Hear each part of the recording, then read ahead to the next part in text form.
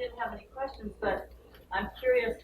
All the islands were made by volcanic action, so Yes. are there other gods for these other volcanoes? Ah, that's a very good question. At one time, yes. When we look back at the oldest of the legends, there were several volcano gods, individual to each volcano. Now, at the time that people know that other people were here, why the only ones that were really active were on Maui, Haleakala, and then the last eruption there ended in 1700 something, and then it moved over into Big Island. There were 7 volcanoes, active volcanoes at one time. Well, that's not exactly accurate, but at various times there were these active volcanoes on the Big Island. Okay? And each one of them had its own god or goddess. There was a male volcano god of Mauna Loa, but when Pele came, he disappeared. No one knows what happened to him. There was another one, Mauna Kea, the goddess of Mauna Kea, who was Poliahu, often called the snow goddess, because the snow up there was like her cloak. Okay? And she had, according to one legend, she had 3 sisters. According to other legends, each of these was an independent goddess of different volcanoes.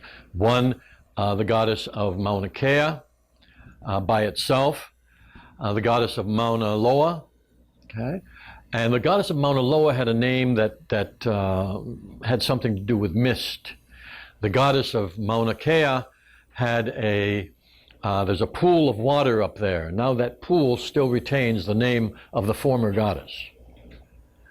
And there was a third one for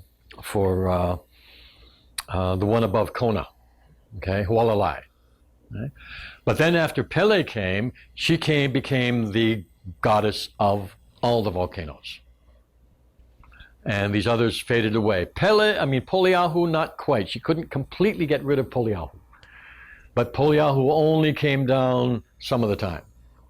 And in one of the legends, Poliahu was defeated by Pele and married a chief from Kauai and came and lived over here. Okay? So Pele was the one who finally became the only volcano goddess.